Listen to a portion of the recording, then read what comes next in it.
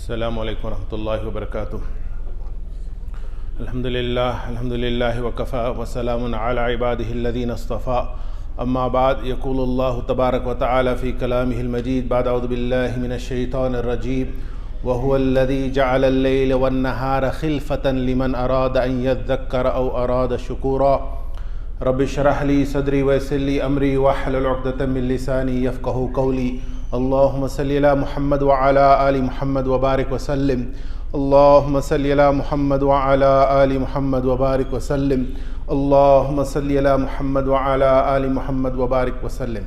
My dear respected brothers and sisters in Islam, the verse of Surah Furqan, وَهُوَ الَّذِي جَعَلَ اللَّيْلَ وَالنَّهَارِ.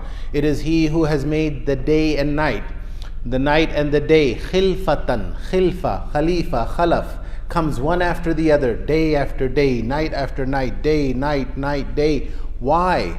Liman arada an yadhakkara, the whole system, solar system, the purpose of this, liman arada an yadhakkara, for the one who wishes to seek guidance, seek advice, wants to heed, make a change in his life. Day after day, night after night, Allah has given us life. We are a composite of days. Whatever age Allah Azza wa Jal has written for us, for as many decades we are to live on this earth, we are a composite of those many days. When one day passes, one night passes, that one part of us is gone, never to return again. Liman arada an yadhakkara, or arada shukura, or intends to show gratitude to Allah Azza wa Jal. Allah Azza wa Jal has taken an oath by time, by day. وَاللَّيْلِ إِذَا يَغْشَى, I swear by night, إِذَا, when it covers, encompasses, when it becomes dark. وَالنَّهَارِ إِذَا تَجَلَّى, and Allah says, I swear by day, إِذَا تَجَلَّى, when it illuminates everything around it. Allah Azza wa Jal swears by Fajr, wal-Fajr, and I swear by dawn, the break of dawn, with that first streak of light, the sun comes. Allah Azza wa Jal takes an oath, I swear by dawn, wal fajr. Allah Azza wa Jal takes an oath by the morning hours, what duha. Duha is that morning hours, around 9-10 a.m. If you leave your car outside in the parking lot, it's not under a tree, you come back after an hour, it's still, the seat is not hot. In other words, it's daytime, but the sun is not at its intensity. That is called duha. Well, duha. Allah takes an oath by that time, the early morning hours. And the most famous ayah, surah in the Quran where Allah Azza wa Jal takes an oath by time is Suratul Asr. Wal Asr. I swear by time. Allah is saying, I swear by time. When Allah Azza wa Jal takes an oath, wal-layl, wal-nahar, wal-duha, wal-fajr, wal-asr, is to show the importance, Wal-asr, I swear by time, Allah is saying, innal insan, all human beings, that alif lam and insan is for istighraq. Every single human being on this planet is lafi khusr, is at loss, is losing out, is at a loss, you're losing. Illa alladhina, except for that person who has all four of these qualities. Iman, illa alladhina amanu wa amilus salihat wa tawasaw bil haqq wa tawasaw bis sabr. Imam Fakhruddin Razi, he was walking to the market, and this story has been attributed to other scholars as well, that he was walking through the market and he heard an ice seller calling out, "O people, buy from me, whose only asset is fast disappearing." Imam Fakhruddin Razi walked up to that person. Ice seller, by the way, you don't have ice sellers here in America. If you want ice, what do? You go to Costco and buy a 15-pound bag of ice, correct? Or a 20-pound bag of ice. Back from the countries that we come from, many of us, our countries of origin, they have an ice seller. He buys, this poor person, he buys a big block of ice. It's about 4 feet long, 2 feet wide, about a foot thick. and he buys it from the ice factory, and he covers it with a potato sack, with a sack, to protect it from the heat. He tries to sit in the shade, but it's 115 degrees. Now, if you want ice, you go and you pay him money, and depending on how much money, he takes out his crowbar, and he chunks a piece of it and gives you a chunk of ice, that rusty crowbar. And that is the ice seller. And this ice seller was calling out, "Have mercy on me, whose only asset," that's his asset, because if he doesn't sell this ice, the ice will what? Can he save it for the next day? It will melt. His only asset is fast melting, and then he will go home hungry, and his family, his children will be hungry for that day. Whose only asset is fast melting away. Imam Fakhruddin Razi rahmatullah alayhi, he said, that is the meaning of Suratul Asr. That is the meaning of Wal Asr, where Allah Azza wa Jal is taking an oath that I swear by time, all human beings are at loss. Our life, our composite of days, day after day, we are losing. That day is never to come back, never to return. And all of us have the same 24 hours. Nabi sallallahu alayhi wasallam has said, "Ni'matani maghbunun fihima kathirun minan nas." Two blessings of Allah. Many people are in delusion, deceived by those two blessings. What are they? As-sihhatu wal-faragh, health.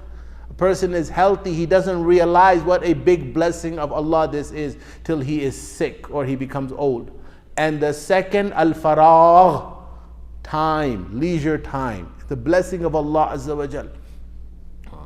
Whether a person is a multi-millionaire, billionaire, Warren Buffett or Bill Gates, or he is sleeping in a cardboard box under I-215, they both have the same amount of time, 24 hours. Does anyone have a single minute extra? Imagine if rich people could buy time from poor people. Give up 1 year of your life, I will give you $10 million. Imagine, everyone has the exact same amount, 24 hours a day. How do you make use of it? What do you do with your time? This asset that is fast melting away. We don't realize, imagine, 2023 is almost over. And we remember when it started. It seemed like it just started a month ago. We are in the new Islamic year, 1445, the first month, Muharram. And before we know it, this year, Islamic year, 1445, will soon be over. If you want to know the value of 1 month, ask a pregnant woman who gave premature birth and the baby died. She will say, if that baby stayed in my womb for 1 more month, then the baby would have lived. Ask her the value of 1 month. Our whole entire year goes by like 1 month. The 1 month seems like 1 week. 1 month seems like 1 week. Before we know it, the weekend is here and the weekend is over. If you want to know the value of 1 minute, ask that person who missed his flight by 1 minute. Once they close the doors, they don't open those doors again, even though the plane is standing on the tarmac. It's done. You missed your flight. If you want to know the value of 1 second, ask that Olympic athlete who missed the gold medal and came in second place because of 1 second. Or a millisecond. Because of 1 millisecond, he's second place or third place. Value of time. Nabi sallallahu alayhi wasallam has said, "La tazalu qadama abdin." A person's 2 feet will not move on the day of judgment, hatta yus'al an arba, until he is asked about 4 things. 2 out of these 4 are regarding time. 1 question he will be asked. An malihi min ayna iktasab, your wealth, where did you earn it from and where did you spend it? Has to be halal and has to be spent on halal. You can't earn halal and then spend it on haram. Or earn haram and then spend it on halal. No, has to earn halal and spend it on halal. And the other question, an ilmihi mada amila bih, the knowledge that you had, how much did you practice upon it? You don't have to learn 100,000 hadiths by heart and be called Shaykhul Hadith. But whatever knowledge you had of Quran and Sunnah, how much did you or how much did I practice upon it? And the third question is, an umrihi fima afnah, where did you spend your life? And the fourth question, an shababihi, regarding the youth, because that is the prime time of your life when you're full of potential and energy and vigor, and you have the willpower and you are at your pinnacle, at your highest point in life. What did you do with your youth? These two questions, life and youth, they're about what? Time. These two questions out of four are about time. Now, people will talk, there's a lot of talk about time management and maximizing time. There are a lot of non-Muslim lectures and videos and books that you can get. But think about it. Time management is a misnomer. Can you manage time? Can you bend time? Can you change time? Can you add or subtract time? No, it's about managing yourself, being disciplined enough to manage yourself in that time. So time management is about what do I do in that 24 hours that Allah Azza wa Jal has given me. Quran says, أَوَلَمْ نُعَمِّرْكُمْ مَا يَتَذَكَّرُ فِيهِ مَنْ تَذَكَّرَ وَجَاءَكُمُ النَّذِيرُ. The full ayah is, وَهُمْ يَسْتَرِخُونَ فِيهَا. The people of Jahannam will be screaming and shouting and yelling in Jahannam, and they will say, Rabbana, O our Lord, أَخْرِجْنَا نَعْمَلْ غَيْرَ الَّذِي كُنَّا نَعْمَلْ. Take us out of Jahannam. Send us back to this dunya, the worldly life. We will do na'mal ghayra alladhi. We will do other than what we had been doing. They had been doing things, they had been doing something, but that something was what? That something was useless. That something was not productive. And that's where we come to this concept of maximizing your time versus productivity. It's not about maximizing your time or filling your schedule and having a busy schedule and having no time left for anything. That's not what we're talking about. That's maximizing your time. But what happens if you are busy doing useless things? And those things don't help you in the hereafter, nor do they help you in this world. You are busy. You are busy, busy, busy. You are the most busiest person in the state of Utah. But it's filled with what? Useless things. Things that don't help you. That's where the Islamic concept of productivity comes in. Being a productive Muslim means filling your schedule with things that are either of benefit to you in this world or of benefit to you in the hereafter. If they are of no benefit, min husni islamil mar'i tarkuhu ma la ya'nih. From the beauty of a person's religion is that he abandons what is not beneficial to him. Something that is not beneficial to you in this world or the hereafter, you should not engage. You should not spend a single second on it. You should be more stingy. You should be more stingy with your time than the most stingiest person on the world is with his money. That's what my teacher said. And I looked it up in the Guinness Book of World Records. Who is the most stingiest person? You know who is the most stingiest person? This woman in London. She's a multi-billionaire, but she could have saved her son's life by going to the hospital that was nearest to her house, but she went to a free hospital and her son died on the way. She's in the Guinness Book of World Records as the most stingiest person on the planet. Be more stingy with your time than the most stingiest person on the planet is with his money. It's your time, it's your asset, that's your only asset. How are you spending it? What are you doing? Are you just filling it with useless stuff, scrolling your Facebook feed and wasting your time with mindless scrolling? What are we doing with our time? Even the entertainment of a Muslim is for a higher purpose. For example, they advise college students not to study more than 40 minutes at a time. They say study for 40 minutes. If you want to be productive, study for 40 minutes and then take a 10-minute break. This 10-minute break where you do something that you enjoy, having fun, entertainment, this 10-minute break is for what purpose? It's so that your mind is refreshed after the 10 minutes and then you go back to studying.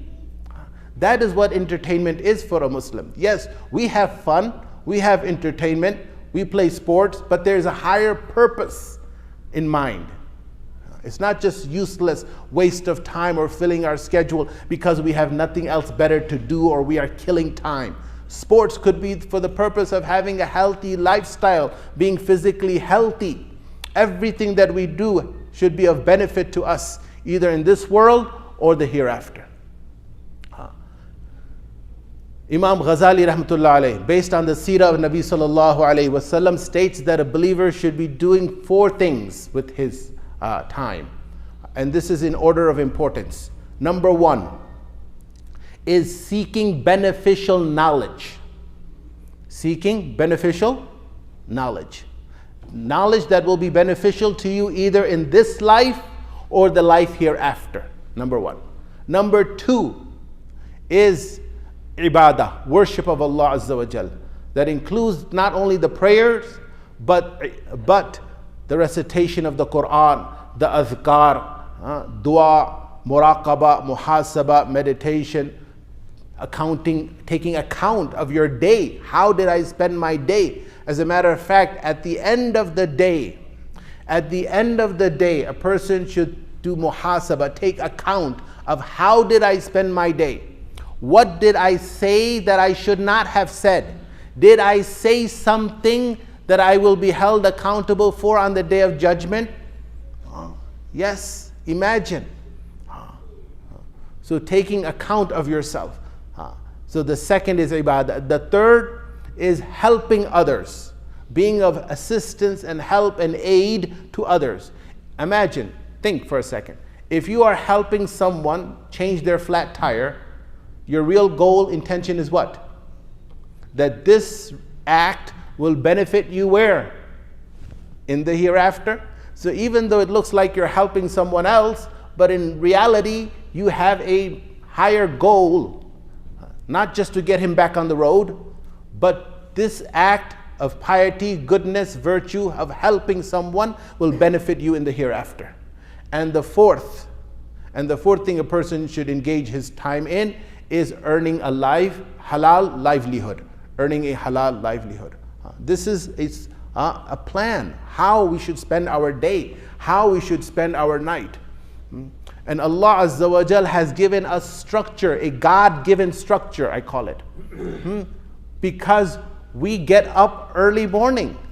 Imagine this structure, how you are going to spend your day, when you are going to wake up, is not determined by you or I. Who determines when we are going to wake up?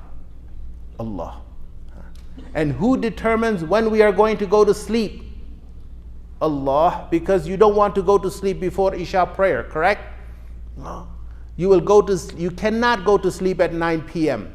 Otherwise, you won't be able to pray Isha. You will have to wait until Isha prayer comes in. This structure, basic structure Allah has given us. Imagine people who sleep in and waste half their day. Nabi sallallahu alaihi wasallam has made dua, Allahumma barik li ummati fi bukuriha. Oh Allah, put barakah in the early morning hours for my ummah. Have you noticed that if you do something in the early morning hours, you get it done? You get a lot done?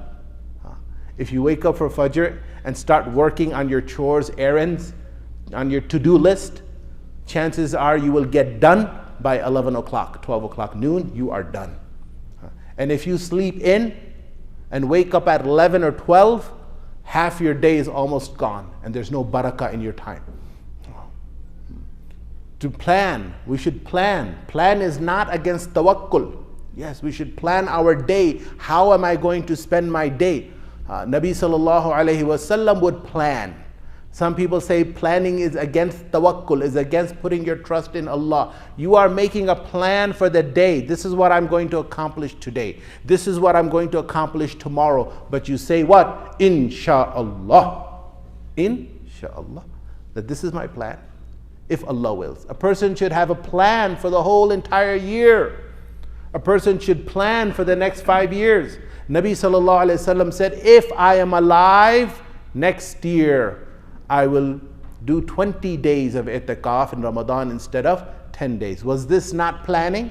This was planning for the future. So yes, we can plan for the future. Have a plan, have a structure for the day. How are we going to be productive? Are we just maximizing our time and trying to stay busy, or are we actually being productive and engaging in those acts that are beneficial to us in this life and the hereafter? May Allah Azza wa Jal make us productive Muslims.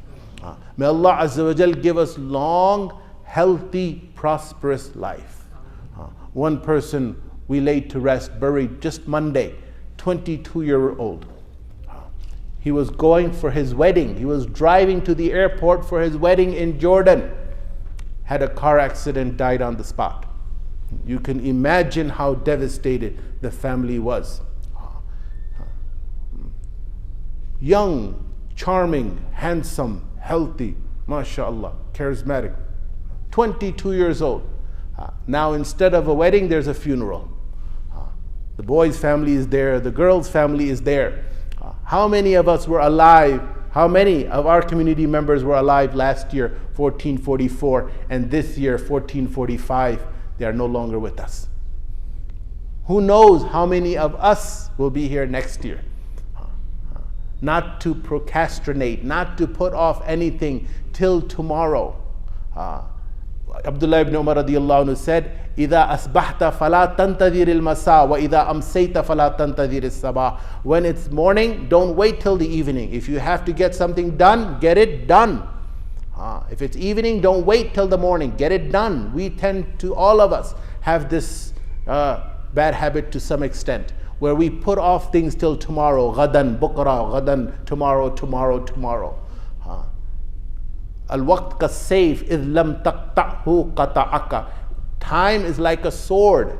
If you don't use it to cut, then it will cut you. In other words, we have to make our time useful and beneficial to us. May Allah give us a long, healthy, prosperous, productive life, filled with acts and deeds that are beneficial to us in this world and the hereafter. There is nothing wrong in asking for a long life. Why?